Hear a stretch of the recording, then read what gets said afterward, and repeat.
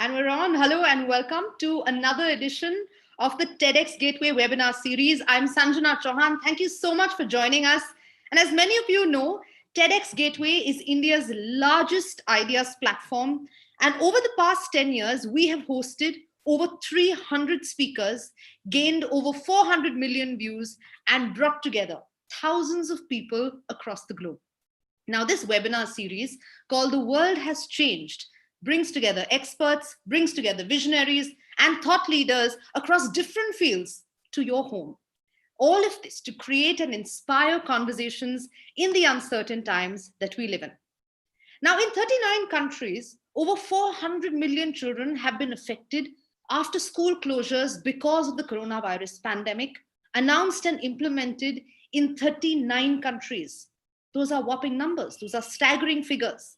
Now, these times have pushed us to change the way we live, change the way we communicate, how we eat, how we engage, how we work, and definitely how we learn.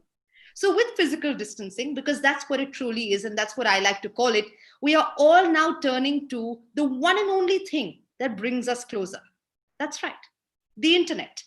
Parents, educators, caretakers, and even children now have to accept that the physical classroom, where they otherwise had all their learning, has now moved online. Understandably, education and learning is hard. It is hard anyway, but now because of the prevailing fear, because of the prevailing uncertainty, it has prompted perhaps some of the greatest innovations of our time. But at the same time, India's immense digital divide with embedded gender and class divides has also been ignored. To set that context, now I have with me two stellar women. Geeta Dharmarajan, as she's going to give us insights on the far-reaching impact of the lockdown on the education systems for each part of society, the challenges that we face, and how we can overcome them. Because just in a matter of few months, the face of education in India and the landscape has changed. And I'm joined by Padma Shri Geeta Dharmarajan, who is the founder of Katha, a 33-year-old profit-for-all voluntary organization that aims to enhance the joy of reading among all by bridging the literature to literacy continuum. Now, she received the Padma Shri in 2012 for her work in literature and education. We're then also going to bring in perspective from Kiran Sethi. She is the founder of Design for Change, now an organization which uses a simple 4-step design framework, that's FIDS, feel, imagine, do, and share, to cultivate the I can mindset in all children. So today, DFC is the world's largest movement of change, often by children, and is in 60 plus countries, impacting over 2.2 million children and 65,000 teachers. Now, just for our viewers and all of you who are tuning in right now, this webinar series is also streaming on TEDxGateway's Facebook page. But the most interesting part and the most wonderful part about these webinar series is that you can type out your questions and we will attempt to answer them. We will attempt to get our speakers to answer them. So type out your questions in the Q&A panel in your screen below, and we'll take them during the Q&A session. So over now to Geeta Dharmarajan.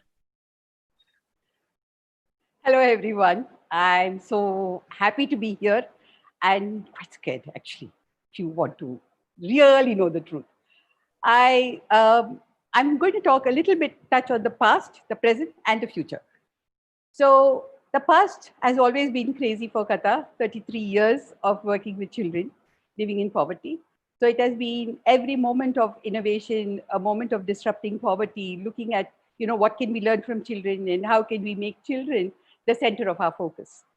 And in these 33 years, we have seen how to make books for children, which can excite them.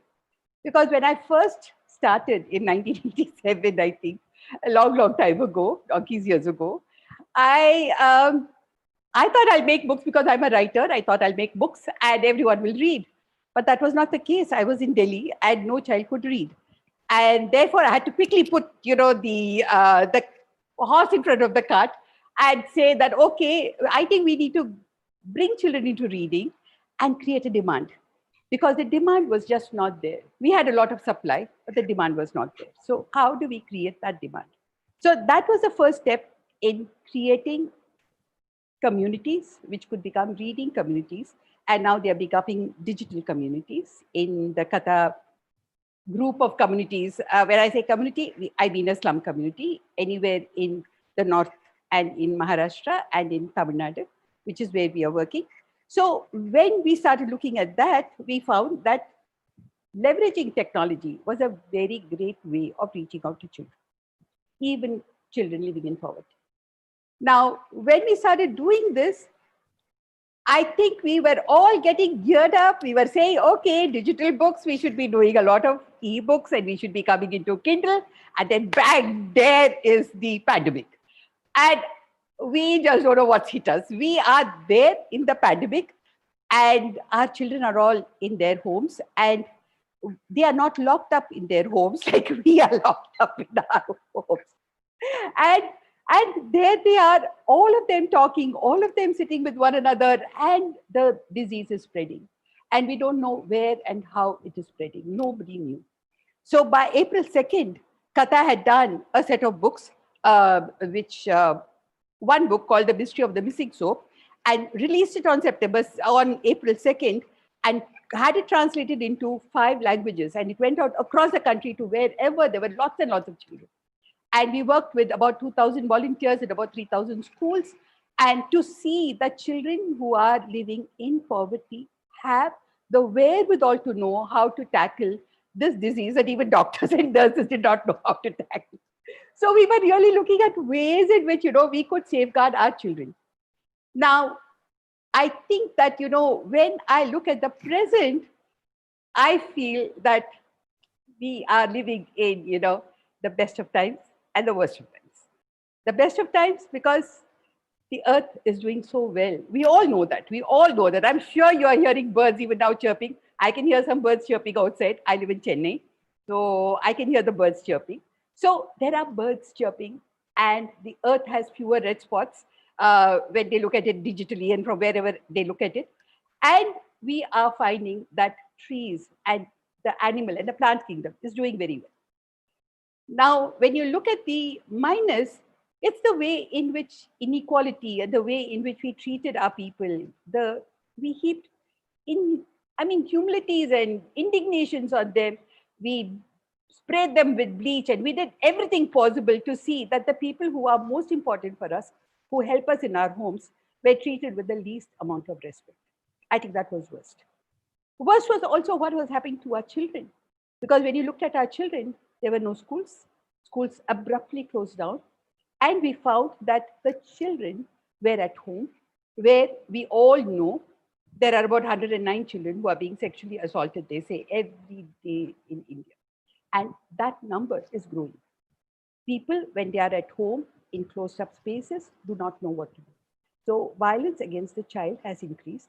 And more importantly, I think we are finding that child labor is increasing because parents don't have jobs. So we are seeing child labor increasing. And we are also finding that the worst and the most difficult thing to bear for people like us who've been 33 years in the field, helping children to learn, seeing that twinkle in their eyes and seeing children learning and then seeing the joy when they look at a book, seeing that these children are going to lapse back into illiteracy.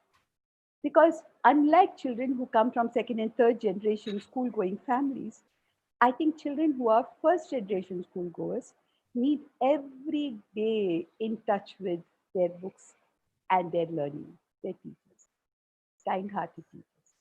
So the whole idea was, now how are we going to do it? So did we keep quiet? No, we did not in Katha, because we are 120 of us.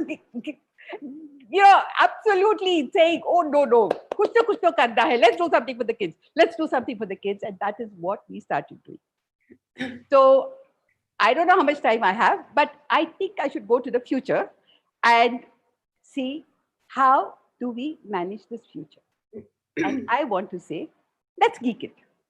So if you ask me what's geek, I would say it's gender, it's earth, it's equality, and it's kindness. Okay?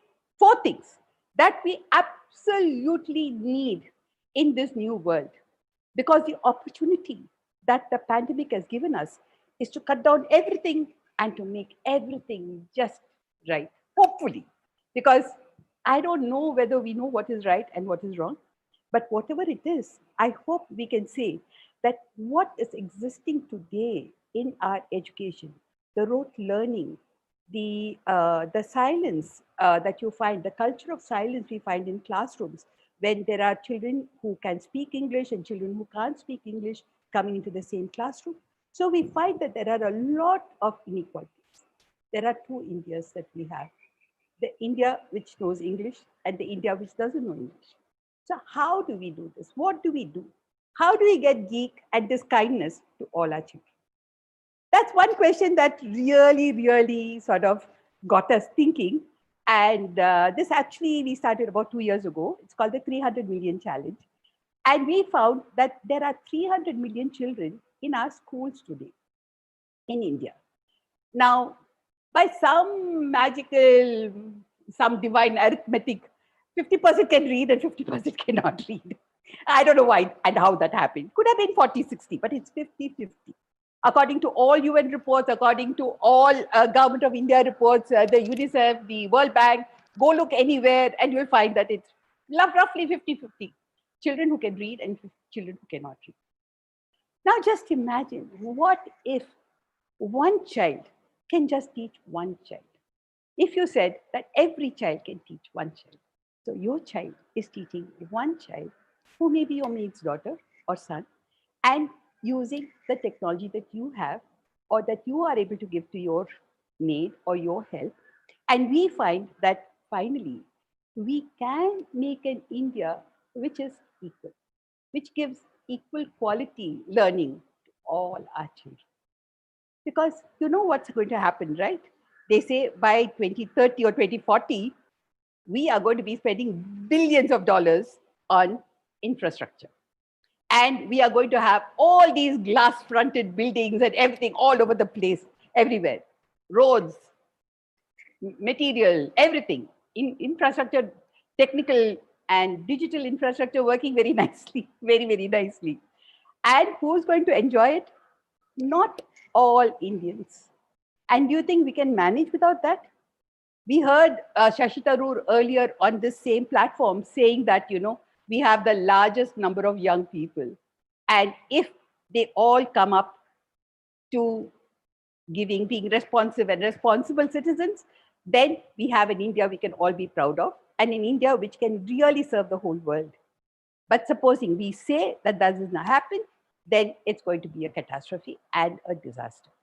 So I want to finish with a very small story that I used to that I went through when I was a little kid. We were a large joint family, and we used to eat outside. And my grandmother used to give us food in our hands. So she would take a ball of rice and put it into each of our hands, and it will go around in a circle. But on the night of the third crescent, we had to find the crescent in the sky. And that was like a teeny weeny, nail pairing in the sky. And we would all be pointing out and saying, I found it, there is the moon. And by the time my grandmother or, my aunts or my mother or somebody would come and look at it and they say, where is it? It would be lost in a sky full of stars. See, the distance between a pointing finger and the star It's an individual journey. No one can take it for you. If you want to become a geek and you want to enter geekdom, if you want India to be a great country, then follow your finger, the tip of your finger, and reach for the stars, reach for the kids who are out there, because they are absolutely marvelous, beautiful children with a USP which is completely theirs. They have not been spoiled by Madonna and all these, all the Western influences.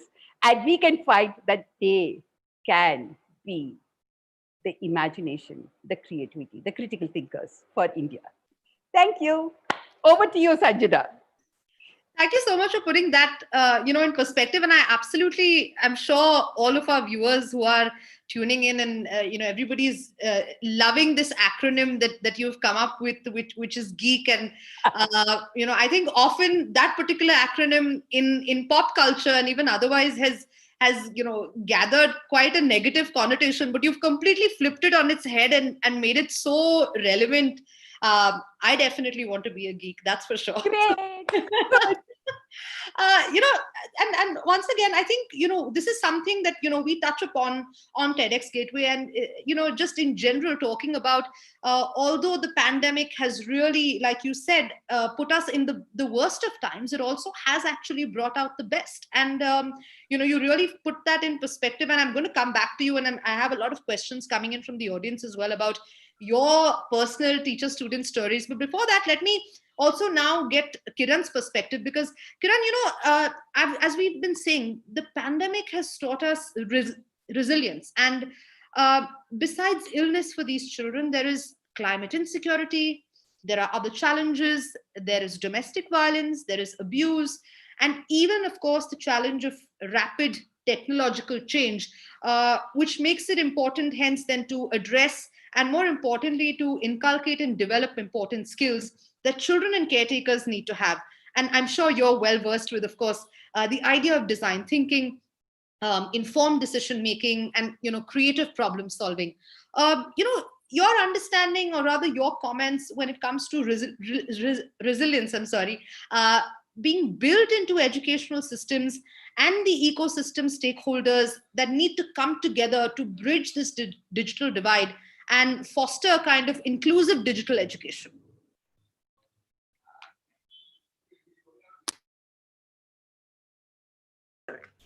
So I'm not quite sure, is a question about how do we go about bridging this digital divide, or what has happened? What has, I think, been thrown up? I'd like to kind of possibly frame this, my response built on what I saw just happen in literally the last 3 months. And first I have to say, how amazing is Geeta?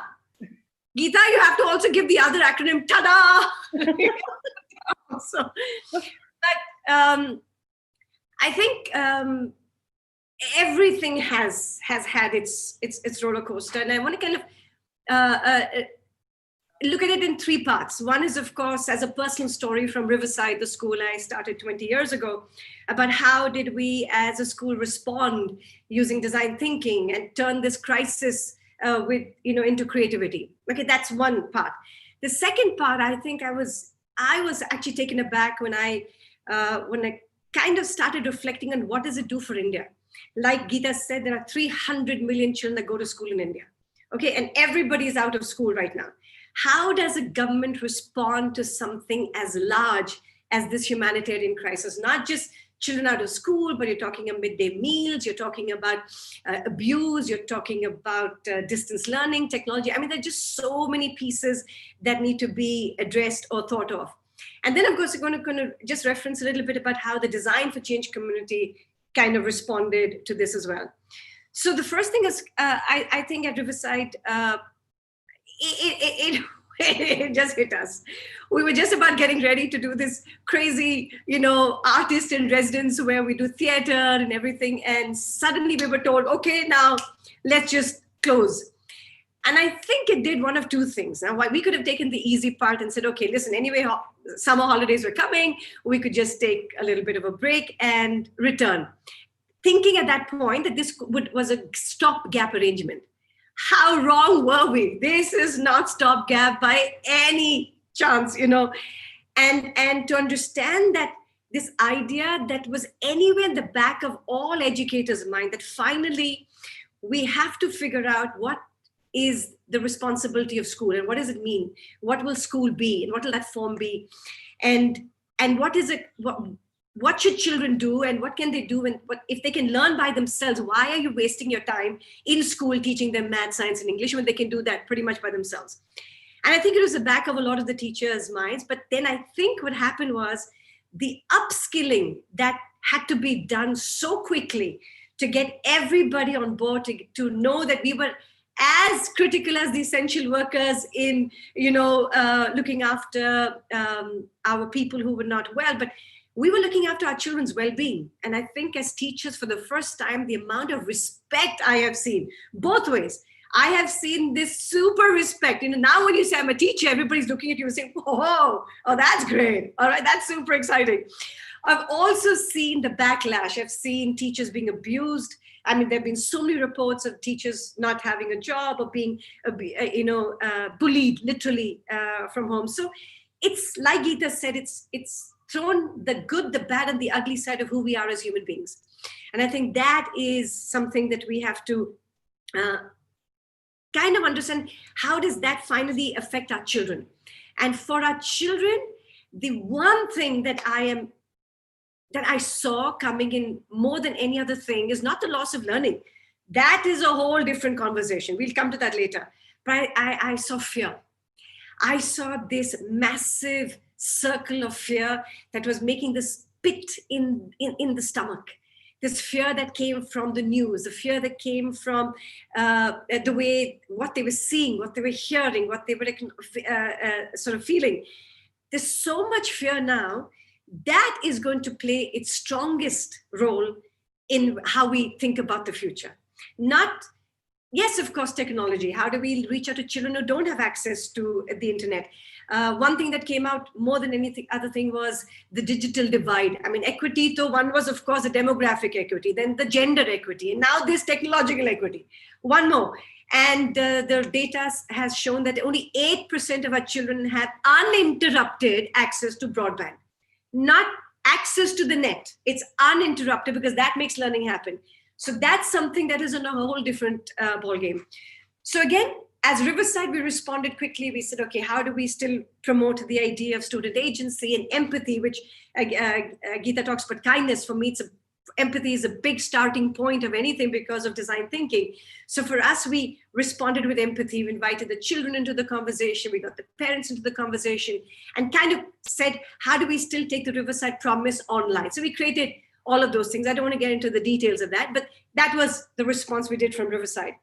But what I have to tell you is I happened to hear Anita Karwal, who's our Secretary of Education, speak about the government's response. And I was blown. I said, are you kidding me? The way they have responded to the midday meals, I was just making a list of things. One is the Manodarpan, which is a program for, well-being. Then the midday meal scheme that had to be moved to so many millions of children. Then television, radio, all the books online, the e-learning. It was staggering. And I thought to myself, my God, what an exercise in design again.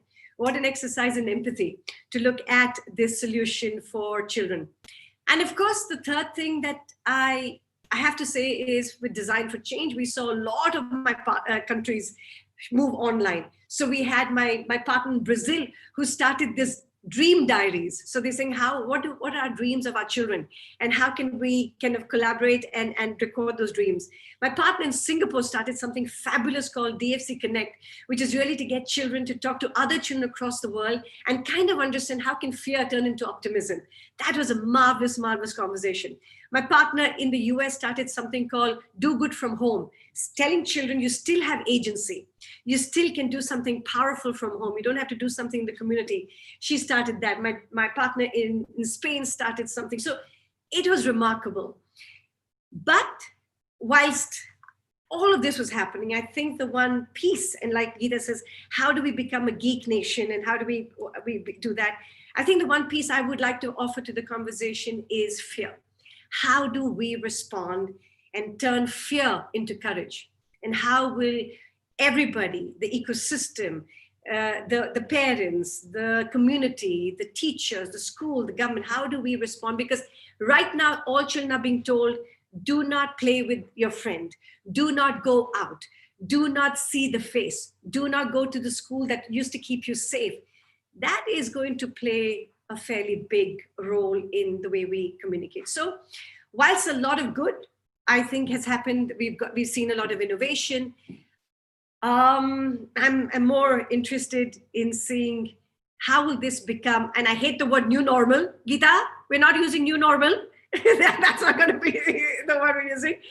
How do we go forward as a nation and respond with empathy, courage, and creativity to for our children more than everything else? So this is where I would take it back to you, Sanjana. Thanks so much for that, Kiran. I believe that you did, of course, want to go into the Riverside School and what exactly it is that you are doing, what exactly it is that you're planning. Did you want to do that right now? That's okay. No, okay. Okay, so I'm actually seeing a lot of questions coming in from our audience. So please keep it coming. We have both of these stellar women talking about the future of education. We're talking about learning in a disruptive environment like this. Geeta, this is something that you, of course, present. I've noticed a lot in the kind of work that you do, which is, of course, the content, the role of content, and what role it plays in learning in a situation like this, and more importantly, to keep spirits up, to keep the joy of learning up, really, in times like this. Thank you, Sanjana. Actually, Katha I started Katha in 1988 to enhance the joy of reading that you were talking about. And that's exactly what we've been doing all these 33 years. And I always think we are like a mango tree, putting out mangoes on every branch and not, lime on one branch and something else. So we've tried very hard not to be a donor-driven organization, but be focused on the child.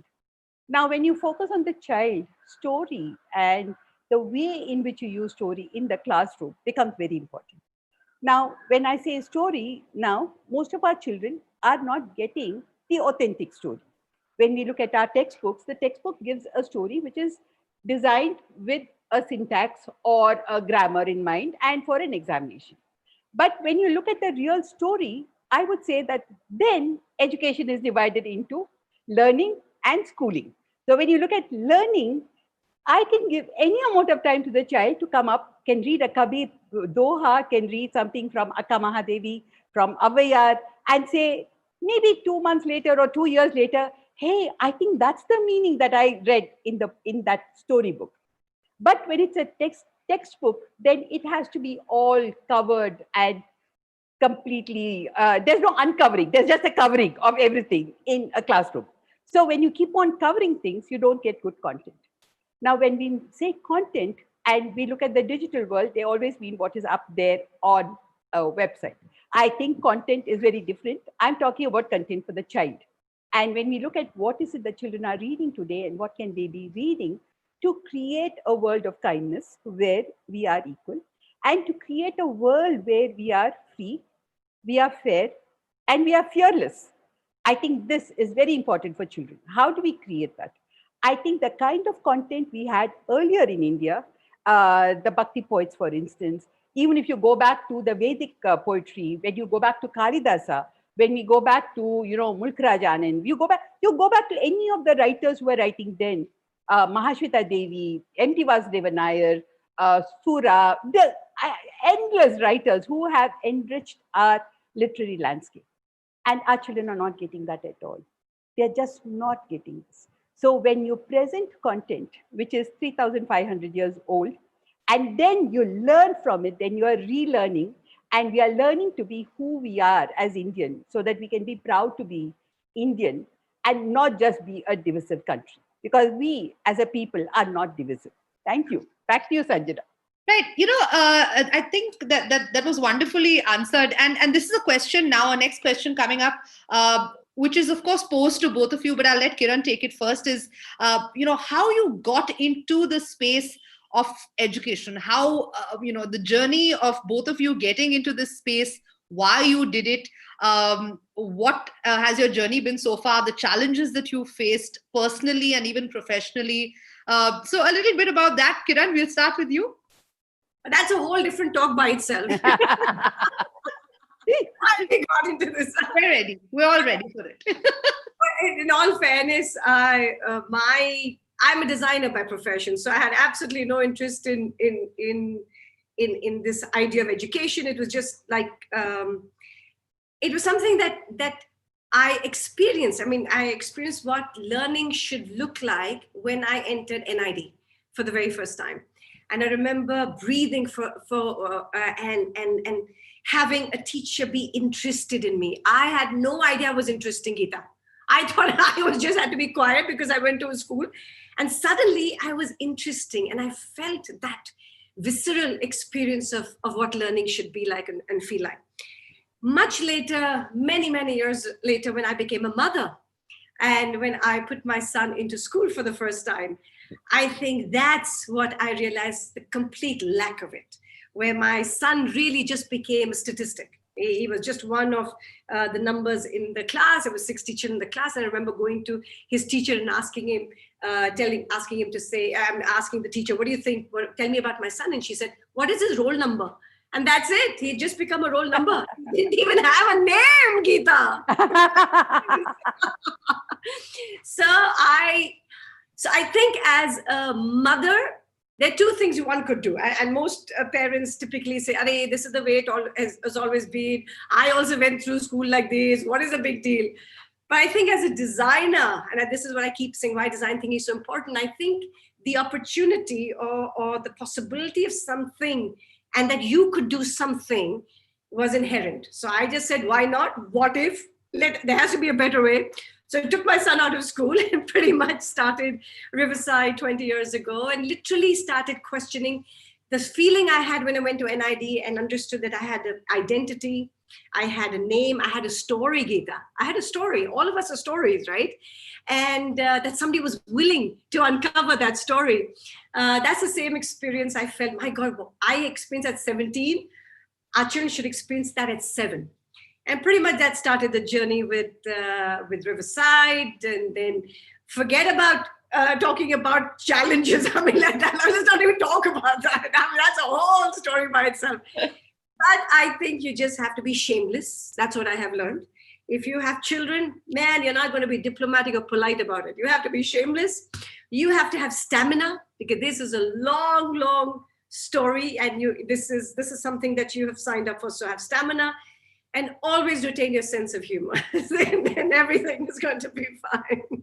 I don't think this panel of women has that problem at all. Yeah. So I mean, I don't want to spend the time on challenges and etc. Come on, that's not unique to us alone. Everybody goes through that. But I'd like to sort of say that if it's not personal and if it doesn't wake you up every single day, you will lose out of stamina. That's one of the things that I would recommend strongly. Geeta ji, is your journey as similar or personal in any way? And because I know there are a lot of ed tech and aspiring ed entrepreneurs actually watching, and so along with your journey, also your message to them, anything that they should keep in mind? Well, let me briefly touch on my journey, because it started with my parents. My father's a doctor, and he used to give more money to the patients than he took money. So my mother was always sort of tearing her hair and saying, what am I going to do? Because we were 3 children and then we became 4. So it started with that. It started with my grandparents and the stories that we used to hear in temples and various places. And then when I went to the US, I found the importance of translation and the importance of writing for children, because I was already writing for children. So I'm basically a writer for children. So when I came back to India in 1985 and I was working with various places, I felt that the focus that we have on children who are living in poverty, because when I was living in rural India, I found that we do not have the wherewithal to look at children who are invisible. They are literally invisible for us. So how do you take this invisibility away from children? This has been a quest, I think, for a very long time in my life. right from the time I was living in rural India and came to Delhi and looked at the children in urban uh, slums.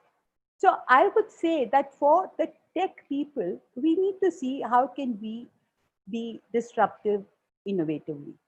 Now, I know that, there are very few people who have connectivity, and as Kiran has said, with continuous connectivity, and our children don't have any connectivity at all.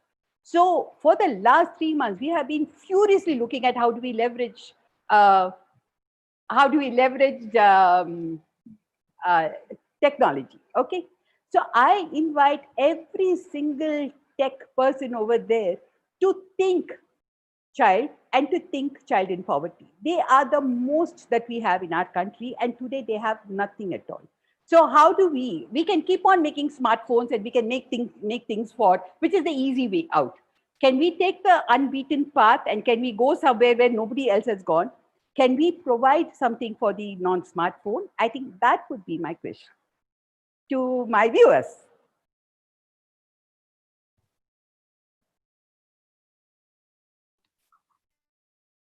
We can't hear you. Sanjana, we can't hear you. I've been okay. I'm unmuted now. Geeta ji, just coming back to you. This is the question that has been posed by our audience as well, and let me actually take that question right now because that was what I thought would be one of the most obvious questions in this time of lockdown. Is about inculcating the habit of reading amongst children, because this is a question that's also being posed by Anup Mittal, because he talks about the children being more inclined towards digital medium and not necessarily wanting to read.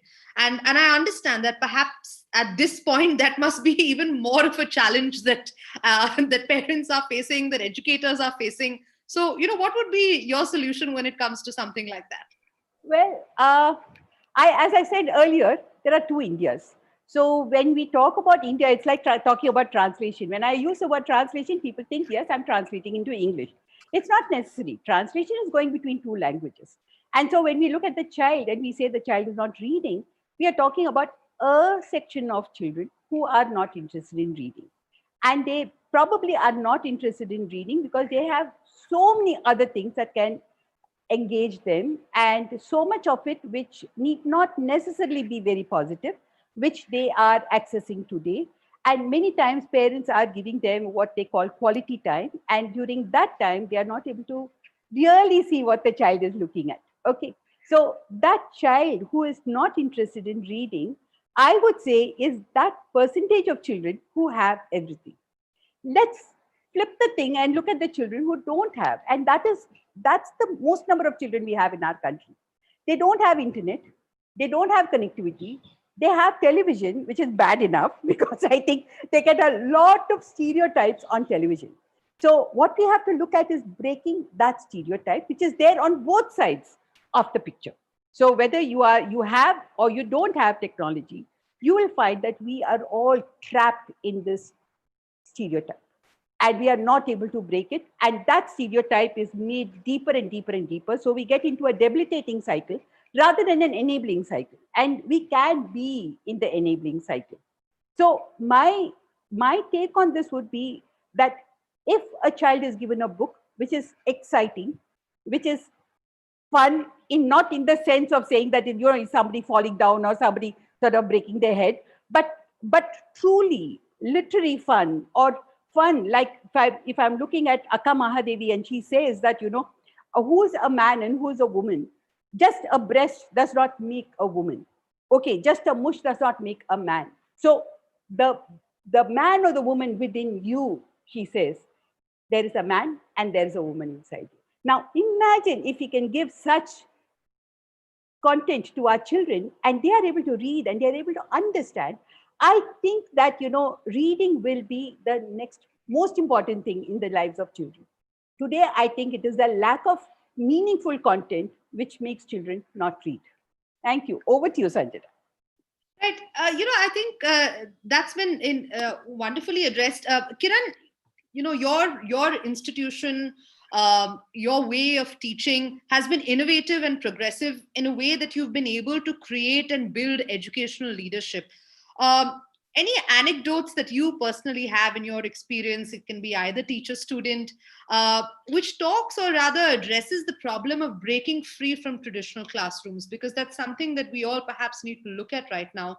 And it's time perhaps for, head educators to take the lead, comprehend the nuances of a digital school, and, kind of step ahead as digital leaders, since you're going to be shaping the minds of tomorrow.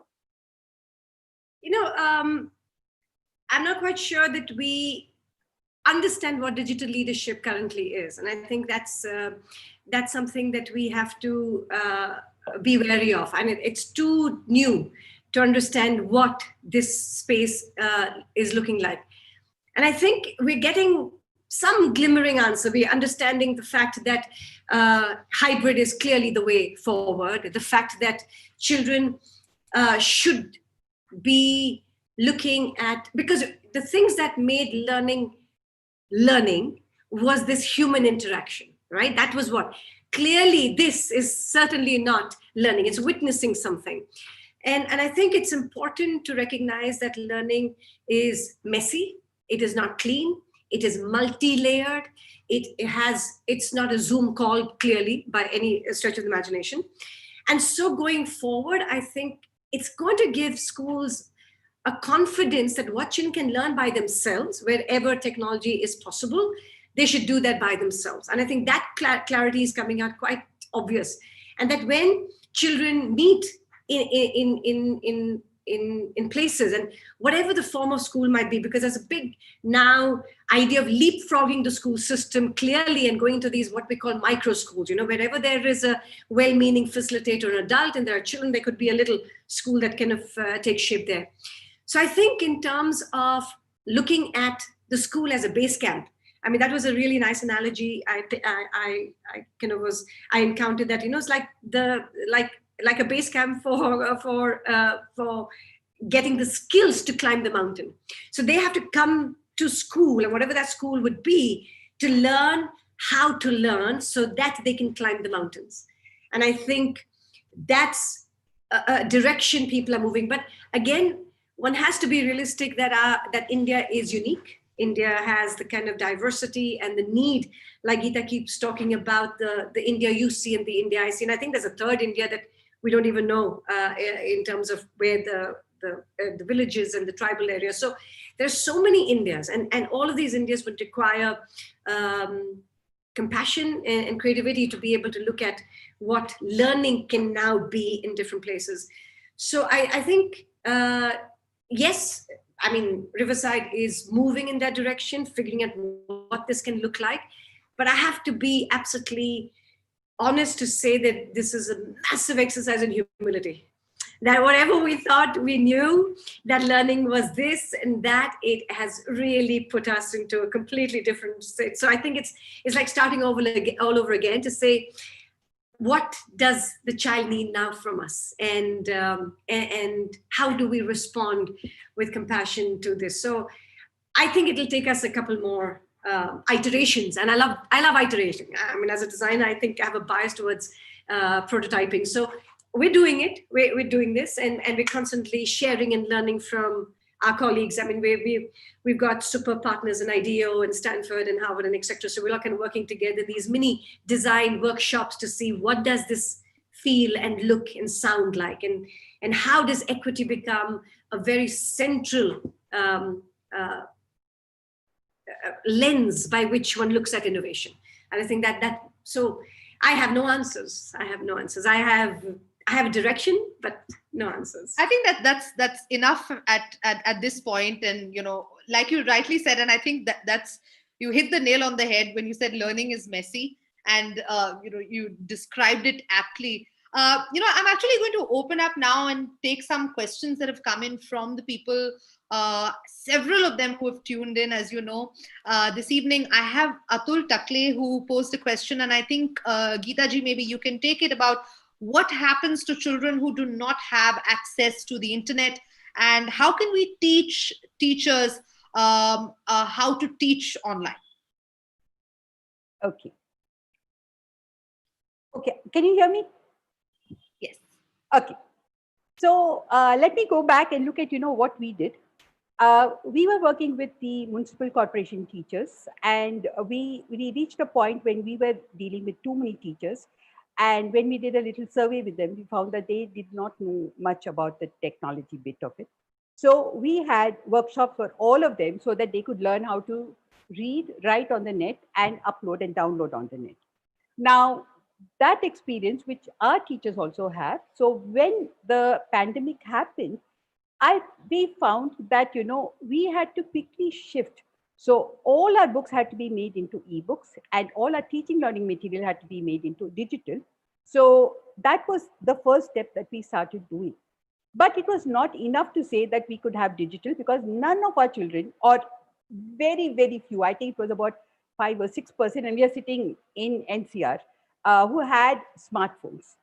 We found that many times the phone itself was in the hand of the father and not in the family's hands. So we had to sort of devise a lot of things to see how can we do the distance learning for our children.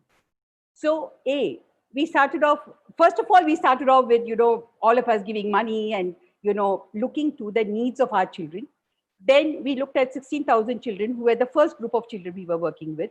And we said, how can we make it into something that we in Katha called bricks and clicks? So bricks is the paper and pencil and all the things which are viable, and the clicks is what is digital. So we said, we'll make a bag of happiness, and we gave this bag of happiness to all the children. It had 5 storybooks in it. It had worksheets in it, and crayons and pencils. And it was work that they were doing at home. Every morning before the father went to work, the phone call would happen, and we had teachers in groups who were sort of working with groups of children. So each teacher would work with a group of children. And classes would start very early before the man went to work. The man of the house went to work. We tied up this with the knowledge which was there already in the home, because we wanted to valorize knowledge over language and knowledge over school learning. So I think that is very important. And that knowledge was there even with parents and with grandparents who were at the home. And many of our families in living in poverty are not so many of them are nuclear families. So we were able to gather the knowledge which was there in the family and help the child to return back to us. So you'll find that it came back to us in the form of a rap. It came back to us in the form of a video. It came back to us in the form of, how do you sort of wash your hand with soap? Then it came back to us in the way in which you can make, for instance, sprouted dal. Because we found that, the child could learn on any platform, on anything. It was learning. It did not have to be maths and science, and we could tie it up to maths and science. And this is what story pedagogy has done right from the beginning. Because when I started the Katha Lab School, and Kiran was talking about the Riverside School, which I just love. When I started the lab school in 1990, there had been a sample survey which showed that children, again, living in poverty, and in underserved communities, did not like school, not because they were poor, they were dropping out, not because they were poor, but because they found school dull and textbooks boring. So the first thing that we did in Katha was to say no textbooks. So we've never had textbooks for the last 30 years in our school. And the children have become engineers, they become doctors, they've got into the administrative service, they are in Citibank, they are very good bakers, they are beautiful artists. So I think even without a textbook, but with a very strong curriculum, we can make this happen. So I would say that for anybody who does not have the internet connectivity, I think there are other ways in which, for instance, we have been using the data card, which is there in phones, to send information to our children. They can plug it on and they can see it on their phones. 2, we have looked at, many, even a 13,000 rupee TV has a slot over there for a pen drive. So we are loading things onto the pen drive and giving it to children so that they are able to put it onto their television and they are able to see something which is for fun and meaning. The other question which I'll quickly answer is, how do you deal with teachers? How do you train teachers?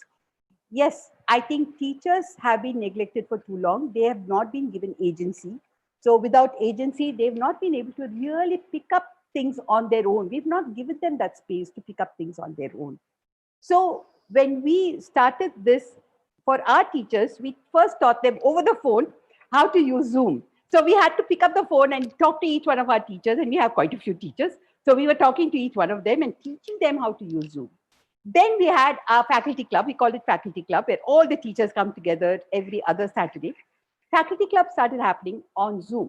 And teachers were finding a very exciting experience. So just the tech made it so exciting for them. And I must tell you that in the Katha lab school, we got our robotics lab, I think, about 10 years ago. So we got the first computer in 1995 when I started the Katha School of Entrepreneurship. So technology has been very much part of our journey. Now the corporation has asked us, can you train our teachers? So that is starting this week, from Monday or so, where the teachers again in corporation schools are going to be trained on how to use Zoom or how to use a digital device. So that is going to be the first training, which will be happening over the phone, whether smart or non-smart phone. And then we bring them onto the thing of teaching. And if they cannot do just a digital, they have to do something which we call the bricks and the clicks. And Katha is lucky because, we had trained our people to be what we call cloud gurus. The cloud gurus were teachers who come from the municipal corporation system. And we had trained so many of them, and 100 of them are now our cloud gurus in different parts of the of NCR. So the cloud gurus are holding groups of teachers who are not so savvy with technology to see that they can get the information. So I think that, when each of us thinks about it, the solution is in our mind space. I think it is there.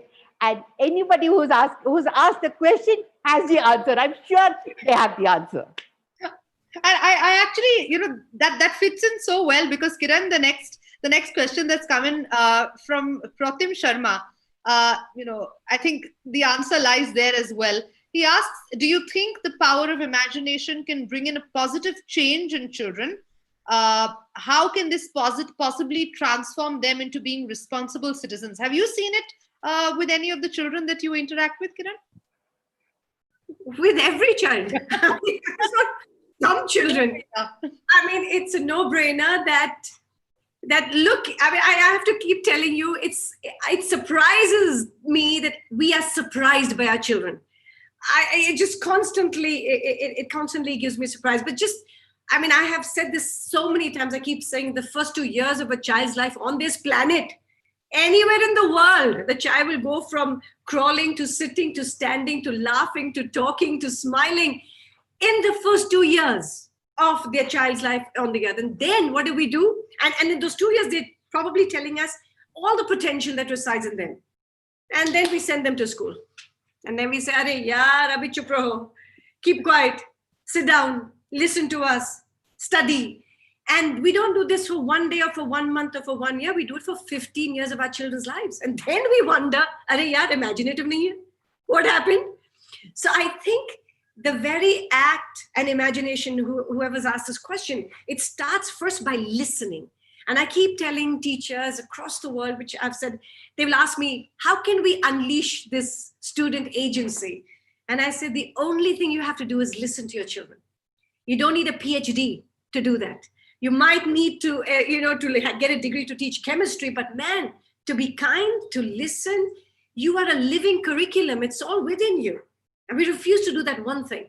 And I think within that comes this diminishing of a child's voice, a child's identity, a child's story. So I think if you have to, whoever this gentleman has asked me or anybody else has asked me about imagination, start with the listening. Everything else. I'm telling you, I swear, I mean, I still remember that day on the lawns of NID when this faculty member of mine leaned in to listen to what I had to say. And Geeta, I literally leaned back saying, am I interested? What is this going on? I mean, what's happening? Yeah, I had never had a so-called teacher actually listen to me. And that, the confidence that gives who you are as a person, the fact that you have that ability to make something out of what you're thinking is super contagious. So I keep saying, That's what we need to do for our children, and everything else. And you can do it across the board. This is not an urban idea or an elite idea or a language idea or a gender idea. This is across the board. This is what Geeta did with her kids. Listened. This is what Design for Change does with Feel, Imagine, Do, Share, the FITs for kids. Starts first with empathy and listening. This is what I received when I was a child, and I know how important that is. So everybody, listen. I think start with the child. You're absolutely right, Kiran. Start. Focus on the child. Kiran, a follow-up question to that, actually, because you addressed that at the start when you were talking about fear, and I think that really that is something that we perhaps all need to do is listen, because then we'll also understand about perhaps our children being scared. And Tushar Jani has posed a question. He's asked what parents have to do to handle the children's fear and try and bring about some positivity in them. Well, can I answer a little bit of that? Yes. I think this is such an unusual time, and I think we were talking about this yesterday regarding the amount of stress that is in everyone's home right now. And it is an unusual time. It is a time, typically one would stagger the stress over different years and different timelines, but this has come all at once to the collective humanity. This is a humanitarian crisis unlike any other. So what we are seeing, and this is from data, from research, from everybody, is that when we talk about the child, we have to understand the conduit and vehicle to making the child feel a sense of courage comes from parents or comes from the caregiver. We are not addressing that our parents, our young parents or grandparents, etc., all are feeling fearful at the moment at the same time. They're either having a family member that is not well, or their jobs are not there, etc. There's a tremendous amount of stress. So imagine high anxiety and low support. These are ingredients for disaster. And how do we get parents to get that sense of confidence back? It's only that will make sure that the child is taken care of. So I think this moment, this time is unprecedented. So I think the idea of having compassion to parents, towards adults, to be sensitive during this time, I find will help us tide this time together as an entire human race. And I think a little bit of humanity, we keep saying we are born human by chance, but we become humane by choice. And this is an opportunity for us to build that E of empathy into who we are as people. And then that really will be the shift that we need. Yes. And it's an opportunity, like the earth is having a party. Absolutely. See, one other thing that I would like to add, Sanjana, is the agency that we give to our children. We always tell our children they don't know. I think they know. They know. And if we allow them to have that time, then I think they are not going to be bored. They are going to be creative. I think there'll be curiosity in them, there'll be creativity, and there'll be critical thinking. If only as parents we can step back and say, yes, the child has agency. So, Geeta, of course, I think that's absolutely wonderful. So please, if you are watching this, and of course to all the audience who are in fact posing questions in, more or less similar questions, please, let your child, live and breathe and imagine, especially in times like this. Geeta ji, so follow up to actually what you just said. This question is being posed by Archana Vijayan, who asks, what would you suggest as students 3 key skills that they should learn which will help shape their future? I think that's a great question now, especially in the times that we are in. These skills. Okay. They have to be engaged in what they are doing. So engagement comes when you give them something, or they are able to find something which is exciting them and which makes them feel committed to what they are doing. They have to be excited about the knowledge that they are getting, because that is very, very important. And that excitement comes from exploration. If they are not allowed to explore, then they cannot be excited and they cannot be engaged. So it's a bad thing. So 3 is make your children geeks. Yeah. No. And it comes back, Geeta, to the interesting idea of choice and of what seeds we plant. I love the metaphor of planting seeds. You know, you plant seeds and then you nurture the soil of the heart and the mind to kind of take root. And for me, I just keep thinking that the feel, imagine, do, share actually were distilled from the 4 E's that for us are what makes us humane. I would say empathy, massively important. I would say ethics, the idea of getting children to do what is right. Absolutely. Huge piece. The other idea I would talk about excellence, the idea of not memorization, but a pursuit of learning to learn again and again. Yes. The fourth is elevation, the idea of abundance, the idea of sharing, spreading, enjoying. Otherwise, I keep saying we put a scarcity mentality in our children. Arey, you got only 89 marks. Who got 90? Get over yourselves. Fifth E, which I love, is evolution. The idea of the growth mindset. The idea of that I am better than yesterday and less than tomorrow. I don't know what I will be at 5 o'clock in the evening. At 8, I'm woken up like this in 5. So the opportunity to have the of evolution. So for me, I think these are just skills and value proposition that we as adults, parents, teachers, governments can do. Hey, that was great. That was actually for 6 p.m. in the evening. Brilliant. I just want to say that. Sorry, Sanjana. Sorry. Wonderfully well. So, this is a question that is being posed by a lot of people in the audience and, worded differently. Rohit Khandelwal is asking, how do we have, Kiran, maybe you'd like to take this, how do we have a single regulatory body that can bring uniformity in education system, thereby rendering parity in learnings among children across strata of our society? There are a lot of people who are also asking that, how will one education system actually ensure this for children who come from every part of society? So I think we'll be answering both. Yeah. No, I think that inherent in that is the assumption that we are all the same. One size just does not fit all, right? And that's a fairly clear understanding. Having said that, value propositions can be the same. I mean, it's universal principles that, imagine you say that every child, like say, for instance, if we take Geeta's ease, we say, should be engaged. That's a value proposition that can cut across no matter what. So in terms of pedagogy, one needs to be able to deliver on pedagogy that is engaging, exploratory, etc. It doesn't matter board. I mean, what is a regulatory body? A regulatory body is what we call standards. That means every child should have at least this. And that's one of the reasons why we have what is called the MLM, the minimum levels of learning. Okay, that basically suggests that any child of this age in this particular learning moment should have at least these skill sets.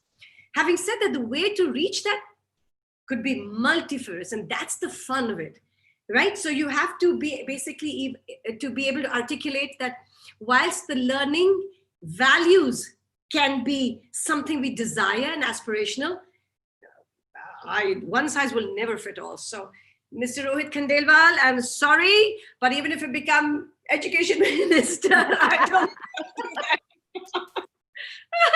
But I will invite you into the conversation.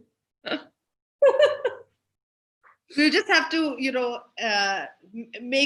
extend the table some more, not make it round table. Absolutely. Geeta ji, I think I would like to ask you to take the next question. Sushim Ghatak is asking this, and I think this is particularly significant because, of course, there is this immense amount of pressure on our children to say, if you're not going to learn now in school, you have to sit online and attend these online classes, and but we're also telling them, hey, get off your computers, get off your laptops, read a book. But we're also telling them, don't go out and play. Don't talk to your friends at this point. Don't get too close. So Sushim Ghatak is saying, how can we not make children completely digitally dependent during these times? Okay, first, I want to start with totally 200,000% agreeing with Kiran, saying that I think there cannot be a single body. America has tried it with standardized texts, and they've come completely spoiled their education. So I think we need to say that, pedagogies are things which can stand on their own, and it should be for the child or the community or the culture from which the child is coming. So when you look at something that in Katha we use a story pedagogy, we look at, an active story based learning, which means that you use the brain and the story helps you to ask questions, the why and the what and the how. So that's what story is very good at doing. So the active story based learning linked up to what Kiran had said earlier, tada, that moment of discovery when I'm saying think, ask, discuss, act, and achieve. So when a child is allowed to do that, I think that it obliquely answers the question that was asked of me about how do you combine these two things. One, of a child who's been told to sit down and do lessons on the internet, and two, a child who's being told not to go out and play or to read books. So when you look at this very complex picture, A, it's short-lived. It's not going to be there for always. B, I think the parent has to realize that, talking to the child will make the child understand the parent. I think what Kiran had said earlier about listening to your child, I think we don't listen. So we don't know what is it that the child really wants to do. Because there is something that the child needs to do and something that the child wants to do. Supposing there's a judicial combination of the need and the want, and we are in a position to say that, the have and the be that we all know about, so that the having is not so important, the being is more important. Then who am I and how can I be? अच्छा इंसान बनने का तरीका क्या है, हमें क्या करना है? If I can start looking at that with my child, I think, I know that value is an undervalued word in these days. Nobody wants to talk about value. But the fact is that, we are all guided by a physics of life and a chemistry, which guides us on who we are and what we want to be. And I think if the parent realizes that and comes up with a balance when working with the child, I think each parent for herself or for himself should be able to answer this question for themselves. Kiran, I hope you agree. Yeah, in fact, I'm Geeta, totally totally no, and I totally agree. I mean, the idea of what we call negotiation, the conversation, yes, the haves and the needs is a fantastic conversation. And we keep thinking, "Arey bachcha chota hai, usko kya samajh aayegi?" No.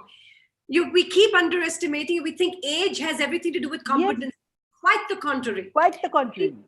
If in the first 2 years they go and show us this amazing agency they have, and then we diminish it by saying, now you're too small, now you cannot be participating in this. I think children again would be and often they are their greatest critics. That's the amazing thing I've seen with kids. They are so responsible about their actions. All they need is I love the analogy of a trapeze artist, Geeta. That you are the safety net, and the trapeze artist should do these massively, joyous circles, but you're there to support in case they fall. And that negotiation is a conversation.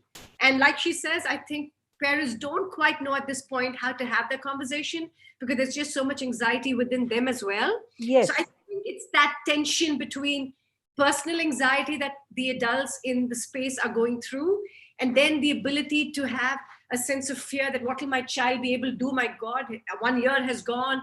What will they learn? All of these very real anxieties.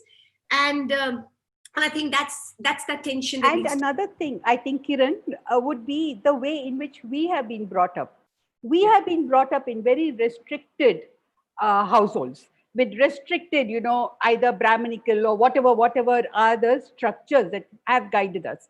So when you have that, and then you have been told that your dream is not important, you have to become a doctor because your father could not become a doctor. Okay. Right. Yes. And so what happens is I keep telling myself that I am not like my father. I am not going to do that to my child. And we go and do exactly that to our child. So this thing of learning and this thing of schooling, I think we need to see the balance, and each parent should see the balance and say that learning does not always happen with a syllabus with a textbook. It can happen with untextbooks. It can happen actually with storybooks. And there can be a lot of true learning, a curriculum for life, which is what we want. Geeta, the other thing that I've seen that gets a big rap is hobby. My God, it's got the worst rap. You know, you have a child whose entire being is bubbling with joy when they say dance. And then you tell them, what do you want to be what do you love doing? And the child would say, I love dancing. And then their face falls and they say, but I can't do anything like that. So the idea of giving the child the confidence that your passion can become your profession Yes. is an awesome opportunity. And this is what Faiz Ahmed Faiz said. Yes. Do you know, Kiran? He says some of us manage to do what we love, and some people start loving what we do. But there are a lot of us who are in between that space, who neither love what we do or get into what we love. And I think, we are moving our children into, these very negative spaces that Faiz Ahmed Faiz and other poets have spoken about. I think we've solved all the problems. All the problems. I would really love to continue sitting here and witness all of this, but I'm afraid that we're going to have to ask our last question. But before that, I'd just like to remind all of our attendees, everybody who's attended this extremely entertaining and informative session that I've had with both of these women here, stellar women with a fabulous sense of humor, as you can tell, and of course, packed in with all of the knowledge, is that please go on to Facebook. You have the link. It's www.facebook.com/TEDxGateway/live. And you can share this video. It's available now. Share it with your friends, share it with the colleagues, share it with other educators, share it with children, share it with caretakers. Hopefully this is going to help all of them, and we can all help each other and really help the future of education and learning, more importantly. I'm going to come to you, Kiran, for the last question. Of course, Geeta ji, please feel free to jump in as well here. But this is, of course, a concern that several parents are having right now, and you just addressed about perhaps maybe we need to have a change in mentality as well now with this new situation that we are in, actually. So Lakshita Khatti asks, Kiran, how do we deal with faculties who decide that the knowledge and imagination of a student is on the basis of marks? Oh, that's one. Yeah, I mean, that is the eternal elephant in the room. The idea that our children are told they're only markable but not remarkable. And that is the ultimate diminishing of a child's identity. And I think somewhere, I have to say though, and Geeta, I don't know whether you endorse this, but I'm talking about when you talked about our times, and I'm probably a little later from your time, but the fact that at my time, when my son went to school, it was still the idea that outcomes and success was measured by academic outcomes. I would like to believe that over these 20 years, at least I've seen that ever since I've gotten to education, there's been this shift, the understanding of the whole child, and the understanding that there is so much more in that story that is not linear or one-dimensional. And suddenly I think now, and I'll tell you, at one point, it was so determined by college admission, right? It was told that if you have to get admission, you need to have a certain mark or academic grade that would get you in. Now, though, I would like to say with the liberal art colleges that are happening, with the unschooling colleges, with the gap years, there's so much more opportunity for the whole child to be represented. And I think we have to be very brave in education to build that into the child's portfolio of stories. And yes, I feel that we've moved the needle, not as much as we should, because just our numbers are huge, but there's definitely been push in that direction. So for whoever's asking the question, I think we can only get better. We can only get braver by looking at children's stories that are not markable, but remarkable. Absolutely. And the only thing that I would like to add is that parents, I think, as citizens, we have taken a back seat, and we have allowed anything and everything to happen to our child who is so precious to us. and the future of this child, which bothers us so much. But I allow a government. We don't push the government. And I think we have every right. We are not just here to elect governments. We are here to see government works. And I think that is something that as citizens, we don't do. Yeah. And that is why I think our children are coming into this remarkable regime and not coming into the remarkable group of children. And every child is so remarkable and has so much to. It doesn't have to be a mathematician or a scientist or a geek in technology. I can be a great chef and and that is what has happened to the world. So many career openings. And if only we as parents had the courage and we were fair to our child, we were fearless in having a view of our own for our child, and we were able to speak up and tell the people.